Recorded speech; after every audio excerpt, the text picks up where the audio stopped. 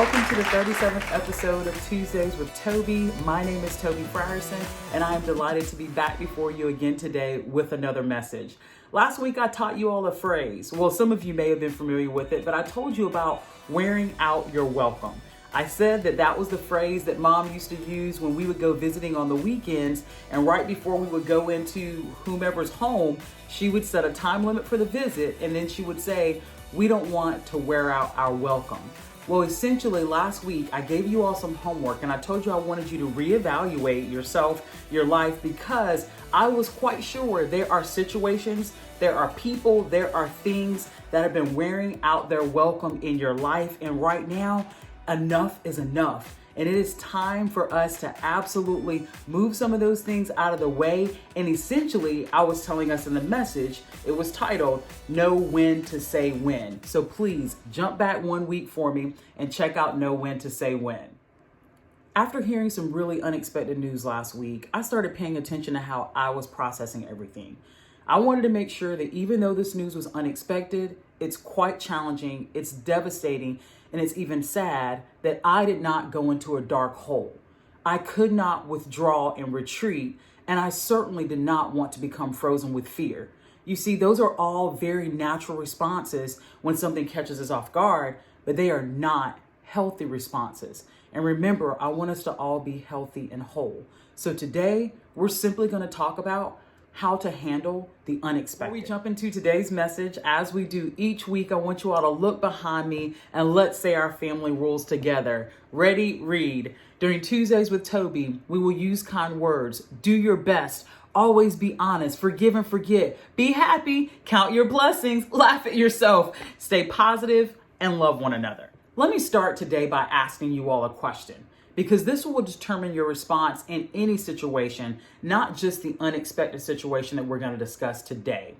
How well do you know yourself? Like, do you know what types of settings, people, places make you uncomfortable? Do you know what messages or situations bring you to tears? Do you know whether or not you have a high degree of empathy, or are you apathetic to most things? By knowing the responses to those questions, you can likely predict how you will respond, even when you're having to respond to something that is completely unexpected. I've been walking alongside a dear friend of mine who has been battling a serious illness since February. When I tell you all this woman has incredible strength, she absolutely does. After our conversations and visits, I actually walk away feeling a little bit lighter and having a smile on my face. Weird, I know. But there's something about seeing someone go through a battle, and I mean a real fight, but remain joyful, still have an infectious laugh, keeping a smile on their face, and ultimately having hope. Things took a turn this past Tuesday, 1 week ago today.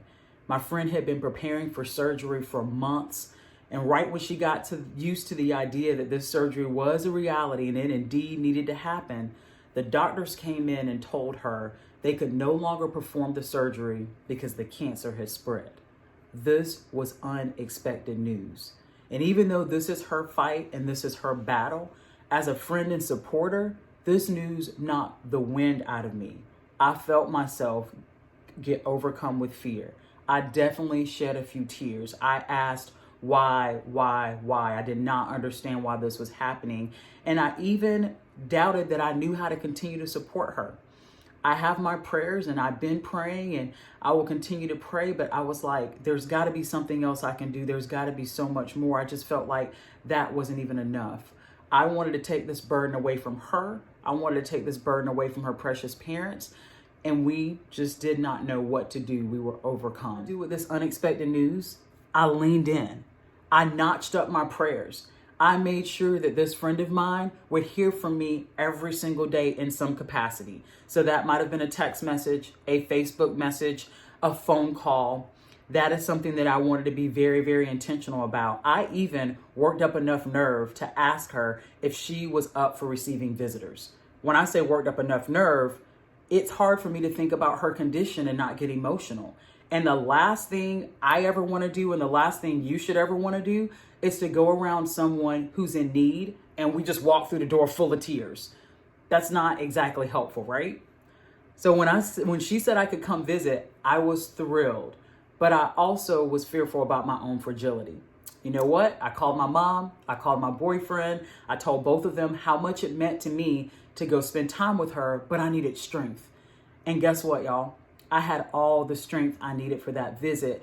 And I was super shocked to not only still find that infectious laugh, that joyful spirit, and that bright smile, but y'all, my friend pulled out her phone for me and shared a list of all the places she wants to go visit after her treatment is over. She is already planning for her future.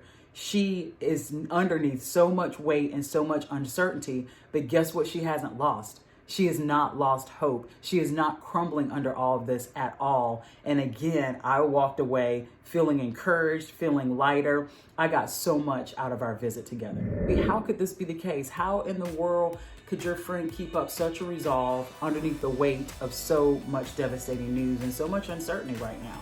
Well, I can tell you how. It starts in our mind. It starts in her mind. You all, we have to take every thought captive. Meditation, prayer, therapy, all those things help. And I absolutely suggest them, and I've used all of them as well. But not only do we have to take every thought captive in order to handle the unexpected, we also have to watch what we say. The words that come out of our mouth have so much meaning. They have so much weight. And not only do we have to watch what we say, but we have to watch who we talk about and how we talk about people. Those things matter.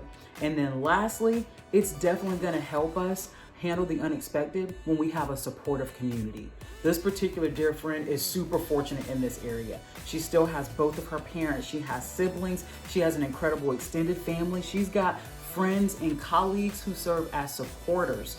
And it is my desire for you today. You might be like, well, Toby, I have none of that. Dear friend, we find one person. We all have to have one person. This life is not meant for us to do it alone. And I know sometimes we want to keep things in, particularly something as weighty and as heavy as this, because we don't want to unload our burdens on others, right? Well, you're not unloading when someone really cares about you. You're giving them the moment to come alongside of you. You've heard me use the word supporter a few times now, and that's what I consider myself for my dear friend. I consider myself her supporter because she's allowed me to come in and know a little bit about her journey and a little bit about her struggle.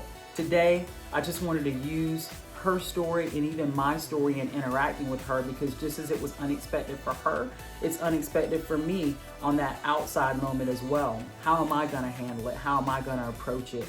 Please like, share, subscribe, and if you would for me, please say a prayer for my dear friend. Have a terrific Tuesday, and let's learn how to handle the unexpected.